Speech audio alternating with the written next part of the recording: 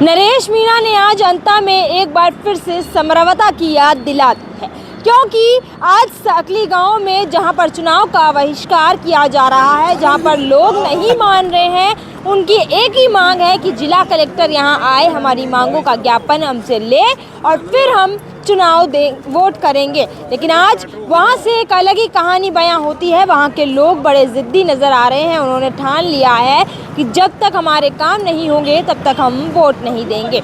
लेकिन आपको बता दें कि पिछली बार जब देवली उनियारा से नरेश मीणा ने चुनाव लड़ा था, तब समरवता में जो घटना हुई थी वो इसीलिए हुई थी क्योंकि नरेश मीणा जो है आक्रोश में आ गए थे, गाँव वालों के साथ बैठे थे और तब भी मांगे पूरी नहीं हो रही थी, जिस वजह से पूरा घटनाक्रम हुआ था। लेकिन आज भी नरेश एक बात साफ तौर पर कह रहे हैं कि मैं किसी से डरता नहीं हूँ, मेरे पास जनबल है और कुछ नहीं है। लोग पैसे का इस्तेमाल कर रहे हैं, लोग अपनी सरकार का इस्तेमाल कर रहे हैं, सत्ता का इस्तेमाल कर रहे हैं, लेकिन मैं मेरी जनता के भरोसे चुनाव लड़ रहा हूं। और अगर मेरी जनता कह देगी कि नरेश यहीं बैठे रहो तो मैं यहां से उठ के जाने वाला नहीं हूं। वैसे मैं बूथ जाता, लेकिन अब अगर मेरी जनता ये कह देगी कि भाई यहाँ पर हमें तुम्हारी ज़रूरत है तो हम यहाँ बैठे रहेंगे। और लेकिन अगर अब भी जिला कलेक्टर नहीं आता है तो इससे बड़ी शर्मिंदगी की बात नहीं होगी। प्रशासनिक अधिकारी वहाँ नहीं पहुँचे हैं, वहाँ पर प्रत्याशी पहुँचा है। और साफ तौर पर नरेश मीणा ने कहा है कि मैंने तो पहले ही कहा था अगर मेरे को विधायक बना दिया तो उंगलियों पर नचा दूंगा सबको और भ्रष्टाचार के खिलाफ कड़ी से कड़ी आवाज़ उठाऊंगा। एक पैसे का भी भ्रष्टाचार यहाँ नहीं होगा।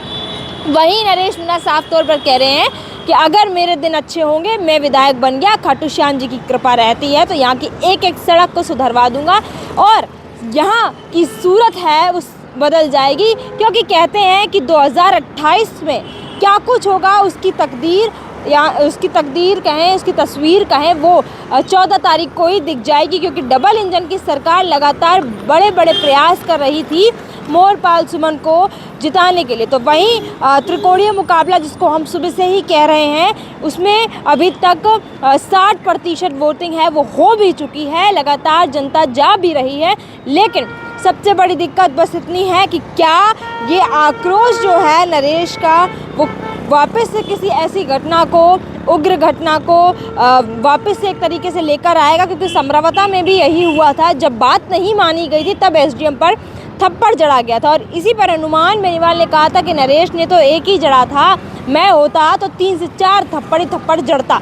अब क्या होगा ये तो देखने वाली बात है। लेकिन संभावनाएं जताई जा रही हैं कि अगर यहाँ पर नरेश की समझाइश के बाद भी वोट नहीं डलते हैं तो आज कुछ ना कुछ हो सकता है। नरेश मीणा वहाँ पर लोगों के बीच बैठे हैं और साफ कह रहे हैं अगर जनता चाहेगी तो ही मैं बूथ जाऊँगा, वरना मैं यहीं जनता के पास बैठा रहूँगा। क्योंकि उनके पास सिर्फ और सिर्फ जनबल है, धनबल नहीं है। क्योंकि वहाँ पर साफ तौर पर भ्रष्टाचार के आरोप है वो प्रमोद जैन भाया पे नरेश मीणा लगा रहे हैं और कह रहे हैं कि यहाँ पर धनबल का प्रयोग किया जा रहा है, पैसे बांटे जा रहे हैं, दारुएं बांटी जा रही हैं। और बीजेपी और कांग्रेस का ये जो गठबंधन है कि एक दूसरे की रिपोर्ट्स को सार्वजनिक नहीं कर रहे हैं। ऐसे में अगर जनता ने मुझे चुन लिया तो मैं एक एक को छोड़ूंगा नहीं और एक एक का पर्दा फाश करूंगा। अब देखने वाली बात यही होगी कि आगे क्या कुछ नज़र आता है। अभी 3 घंटे बाकी हैं, जब 6 बजे वोटिंग बंद हो जाएगी और ईवीएम की मशीन है 12 जिले के स्ट्रॉन्ग रूम में रखवा दी जाएंगी।